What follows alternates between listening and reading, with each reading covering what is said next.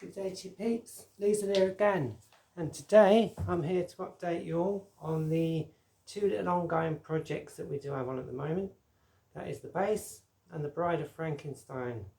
So straight in, and here we go, because I've been quite busy with these today. Did a lot of fiddly stuff this morning, so anyway, hopefully that's going to be fruitful, and let's take it from the top. So what have I here in my shopping bag? Let's have a look, shall we? So, updating you on the Bride. Here's the body, and again, as usual, it looks a lot bigger on camera than it is in reality. I actually decided to make this a little bit smaller, as you can see, possibly. I've taken a little bit of material off of this end and shaped this bit ready to receive the neck. If you look on the front, there's going to be the aperture there to receive the neck. It's all a bit rough at the moment, but there's the very rough shape. And I spent probably about an hour this morning just doing the last bits. You can see it's a bit rough on the back, but that's okay. You can remedy that, or we can leave it if you like, which I probably will, because this is the Bride of Frankenstein. In any case, I digress, as usual. So there it is so far. I have cut out the neck, very imaginative neck here, and it's going to be about 25.5 inch scale length on this one. And I did decide that we're actually going to do, if I can get it together, a bit of a bolt on neck. So I've made this head stock blank. It's not stuck together yet, but it shall be. And when that's ready, it's simply going to bolt on like this. More of that to come, and I will show you on little filbert. Also, one or two other things I'll show you on little filbert, as per making wood peg joints and stuff like that, all very bespoke and professional, because again I think that's a handy thing to know, and so I'll be talking you through that one as well. So the Bride is well on the way, and there she is.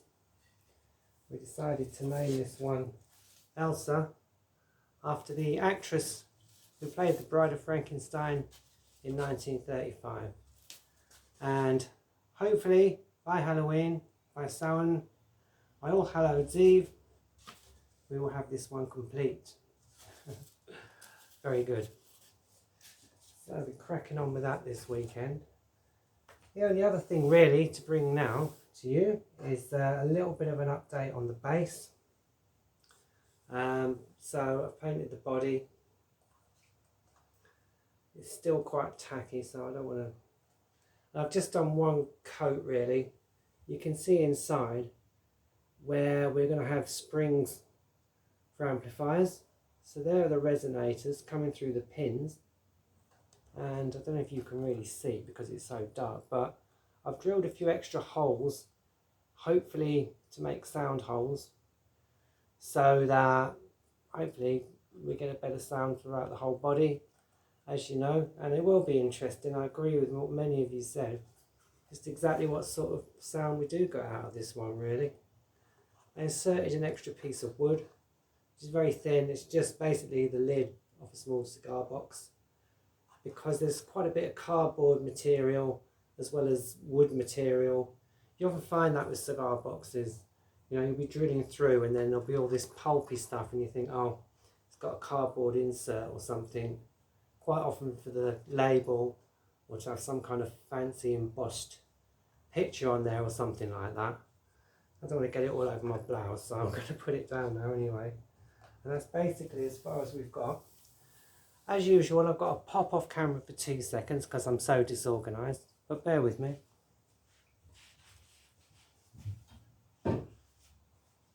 And we have done a little bit more work on the neck.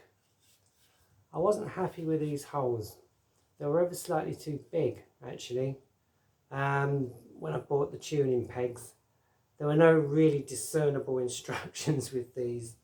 There was all kinds of numbers and digits, but well, I couldn't make sense of it anyway. I think it had been translated, and so I kind of went with my gut.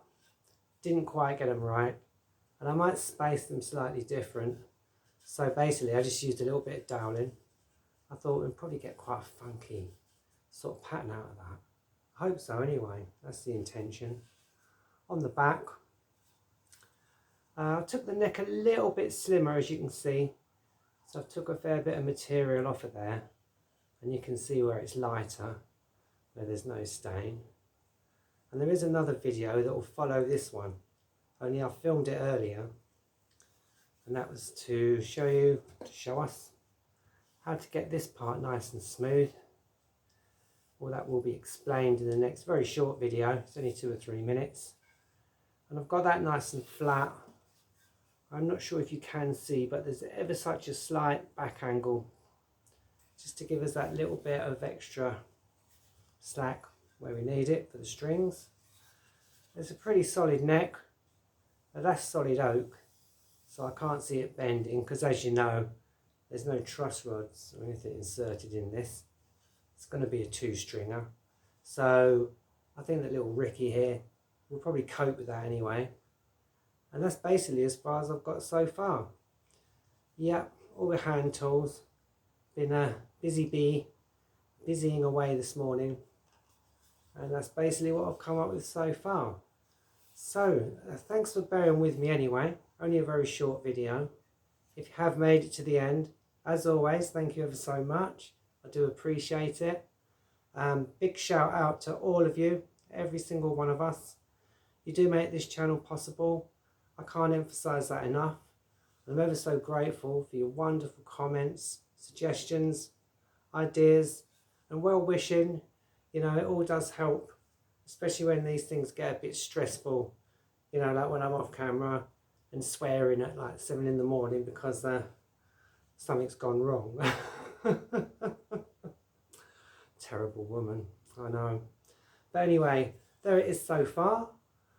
Hope you enjoyed that. As I say, and as I always say, whatever you're doing, stay safe, stay blessed, and until next time, keep building. Okay then peeps, bye for now. Bye.